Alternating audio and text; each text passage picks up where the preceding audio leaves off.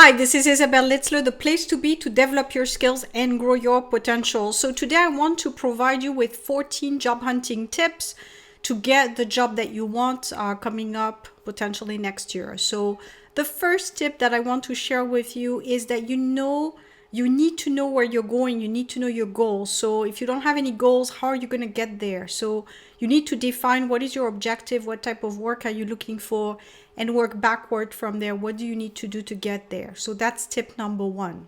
Number two is you need to plan. So as I was explaining, what steps do you need to take? Do you need to go back and get trained?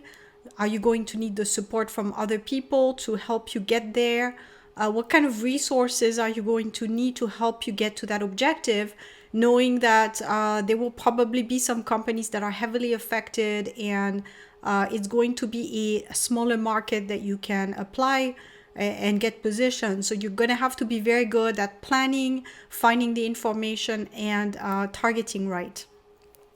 Number three, and that seems like a logical step, but I still want to mention it. Make sure you have a good cover letter and resume.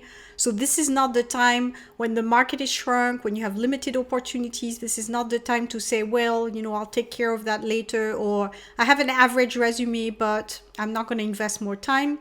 This is definitely, you want to have a good cover letter and a resume. This is the time to invest in having something you're proud of and you can feel comfortable sending to an organization.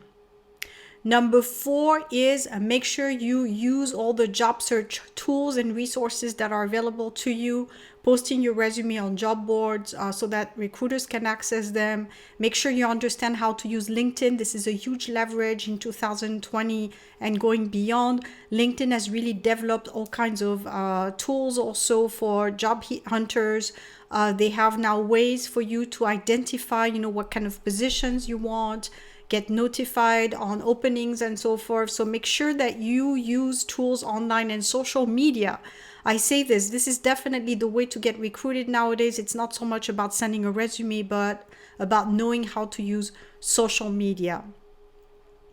Number five is customize your resume. So you can't just go and apply with an average, as I was saying, something very basic. You need to customize it to the company that you want. So make sure you look at job boards, make sure you look at companies, see a little bit what kind of branding you find online. If you're targeting the pharma or international organization or accounting and all that, what kind of things do you see? What kind of colors are they using? The color code, what kind of wordage are they using? This is going to help you customize heavily.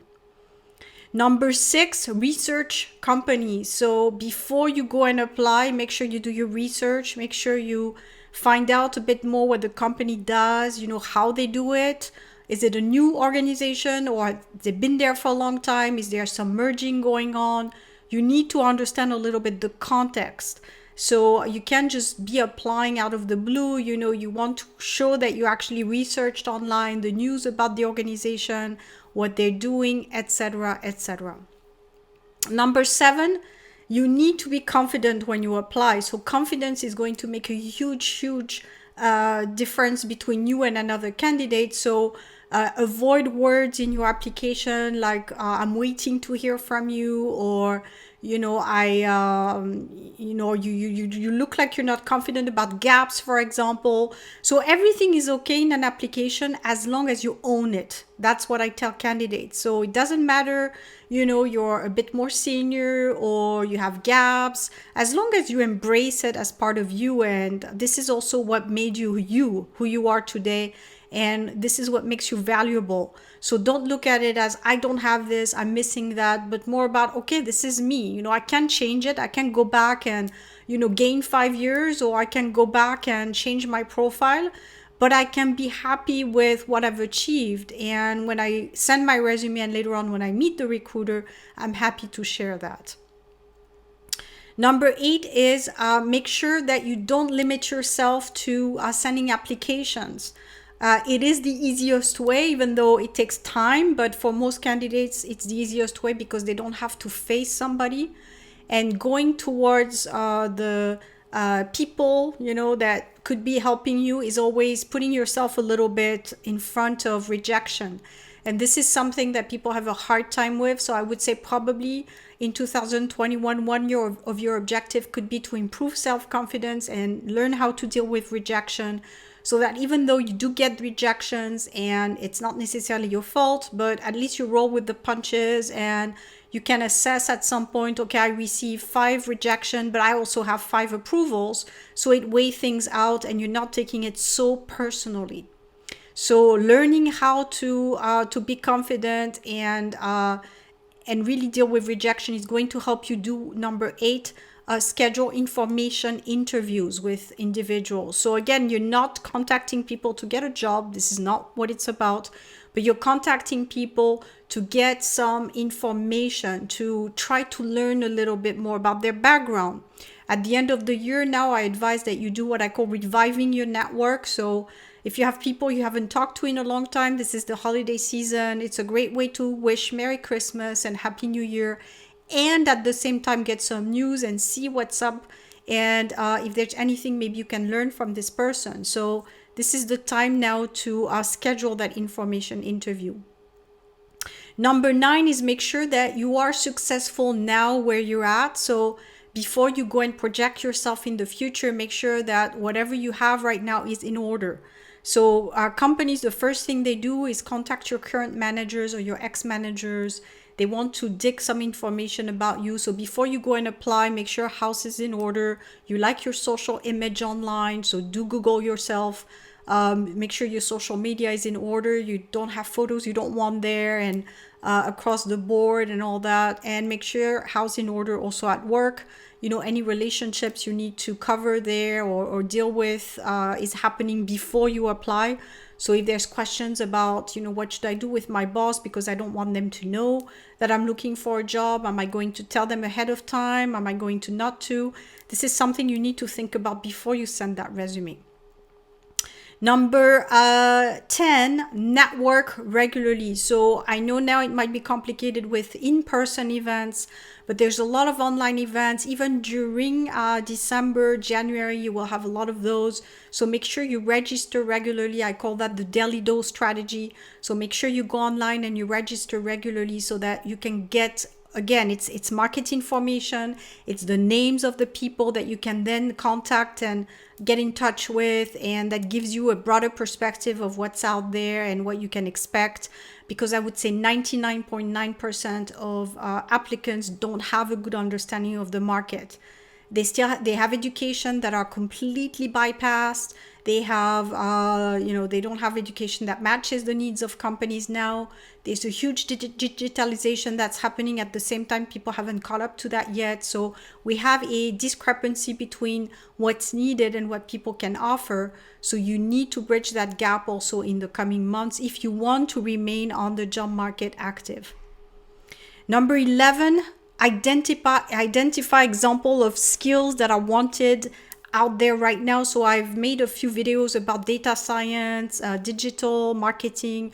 So you need to understand what are those digital jobs that are completely booming right now. And you need to identify examples of jobs that are actually hiring for, and get that as a example. It doesn't mean you have to change your career, but try to see a little bit what's working and what's not working. Number 12 is prepare for job interviews. So it's a step-by-step. First, you want your application in order with the resume and so forth, but you also want to prepare for that interview so that when your phone rings and you have, especially if you have online interview, which is the case right now, usually for the first step, maybe not for further steps, still in person, but that first step is probably going to be online. So make sure you prepare for this. Most people are not quite comfortable talking to a camera. The eyes are not at the right place. They don't know how to behave. Maybe they have some mannerism that they need to work on. So prepare for this now during the break. Maybe do a bit of training of online interviewing. Tape yourself, see if you like what you see, etc. Number 13, follow up on your application. So if you send some applications, especially during holidays, now it might be a bit slower, but January you want to follow up and find out what's going on. So you can't just send your application and wait. You need to also be a bit proactive in maybe messaging recruiters or headhunters to find out where the application is at, and if you could give other information that they need. So this is going to make a huge difference between you and someone who's more passive. And 14 tip basically for this video is to expand. And I would say expand in every way. Expand your skills. So definitely now try to get something extra, whatever profile that you have, to add to it. For a lot of expats, it could be a language. I think that's always a great idea, but it could be maybe doing something a bit more specific for the Swiss market that's going to add value to your resume. So don't rush into training would be my last message, because it might not work. And more training for more training is not going to help you, but try to find out what's the hot skill in your market at the moment. And do you have it, yes or no? And if the answer is no, maybe you need to improve that to upgrade yourself for your search. So I hope this was helpful. As usual, feel free to share and comment below. And let me know if you have any questions, what do you see as a tip that you need the most right now, or the area that you think you need the most support to get a job in 2021. Thank you.